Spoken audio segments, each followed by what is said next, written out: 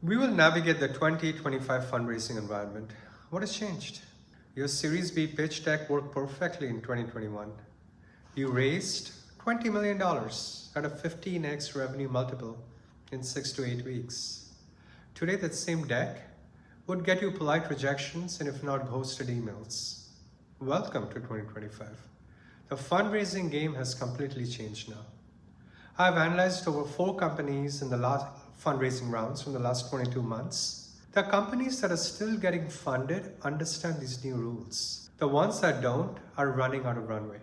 A little bit about myself. I'm a finance exec, worked 30 years in Silicon Valley, and I've completed a few valuation studies for tech companies throughout multiple market cycles. I've been tracking how fundraising dynamics have shifted since 2022. And the changes are more dramatic than most founders realize. The good news, if you understand what has changed, you can still raise capital successfully. But the bad news, most founders are still using playbooks from 3 years ago. So let me start with fundamentally, what is different about fundraising in 2025? The speed of capital has slowed. 2021 reality was that term sheets were in 2 to 3 weeks, funding rounds close in 45 days. 25 reality, the first meetings to term sheet takes 4 months and closing takes another 2 to 3 months. Case study, a SaaS company I analyzed about 16 weeks ago to get their first term sheet in 2024 compared to 4 weeks for a similar round in 2021. VCs are doing deeper diligence and taking more time to decide. Valuation multiples have reset. 21 reality, SaaS companies were getting 20 to 40x revenue multiples. Now we're looking at 8 to 15x only. That's still solid, but 8 to 15x. I've reviewed deal terms where companies with identical metrics, same growth rate, same margins, same market are getting 60% lower valuations than they would have 3 years ago. Go figure. The quality bar is a lot higher right now. The 2021 reality, growth at any cost, VCs funded companies burning 10x their revenue. 25 reality, path to profitability is required. Companies need clear unit economics and reasonable burn rates. The magic number, the rule of 40% growth rate plus profit margin, does not hold true. VCs want to see 60% or higher, with at least 15% coming from positive cash flow margin. So here's a new fundraising checklist. Here is what working in the current environment means. Efficiency will always trump growth. The old playbook show 100% year-over-year growth regardless of cost. The new playbook show 50% plus growth with improving unit economics. I studied 2 companies raising Series B rounds in 2024. Company A grew 120% but had a payback period of 36 months. Company B, they grew about 60%, payback 12 months. Company B raised a higher valuation. So VCs are now focusing on the customer acquisition cost. They're focusing on the payback periods under 18 months. They're looking at the net revenue retention above 110% and gross margins improving quarter over quarter. Metric 2, revenue quality matters more right now. VCs are scrutinizing revenue composition like never before.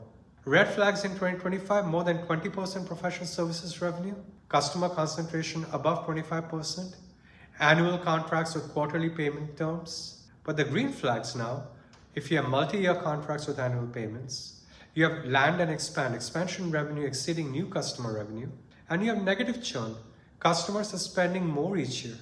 So now let's move on to metric 3, the cash management, which is very critical. Old playbook was to raise enough for 18 to 24 months runway, but the new playbook demonstrates you can extend runway without additional capital. I've seen companies get better valuations by showing scenarios where they reach cash flow positive with existing funds. VCs reward financial discipline now, not just growth potential.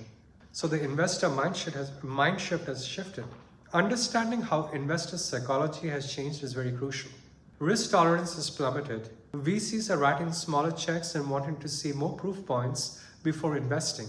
Series A rounds that used to be $8 to $12 million are now $5 to $8 million. Series B rounds that were $20 to $30 million are now $12 to $20 million. Due diligence is deeper. Where VCs used to focus on growth metrics and market size, they now spend equal time on customer reference calls. They are calling 5 to 8 customers, not 2 to 3. They are doing financial model stress testing. They are looking at competitive landscape and analyzing them.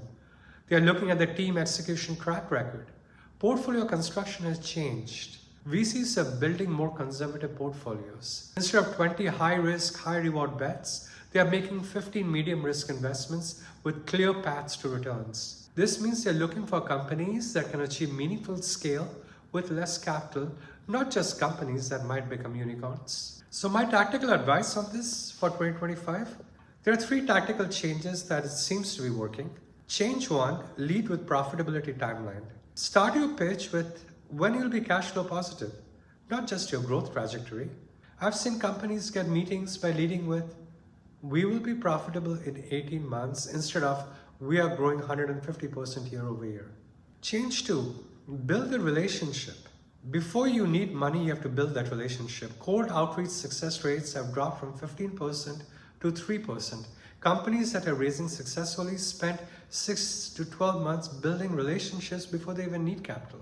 There's change 3 which is happening, which is multiple financing options. The companies raising fastest have backup plans, revenue-based financing, venture debt, strategic partnerships. VCs move faster when they know you have alternatives. So here's a new fundraising timeline that I want you to consider. Month 1 to 2, warm up investor relationships. Month 3 through 4, initial meetings and first pitches. 5 and 6, deep diligence and term sheet negotiations. Months 7 and 8, legal documentation and closing. Plan for 8 months from start to finish, not the 4 months that used to work. So in conclusion, the 2025 fundraising environment, it rewards disciplined growth over growth at any cost. The companies that adapt their metrics, their messaging, and their timelines to this new reality are still raising capital successfully. The key is accepting that fundraising now takes longer. It requires more preparation and demands better unit economics than it used to. But here's the upside. The companies that successfully navigate this environment are building more sustainable businesses that will perform better in the long run. What fundraising challenges are you facing in this environment then? Share your experiences and let me know. I'd love to compile a lot of your comments and come up with a new video blog discussing the findings on your comments. Thank you for your time. Cheers. Bye.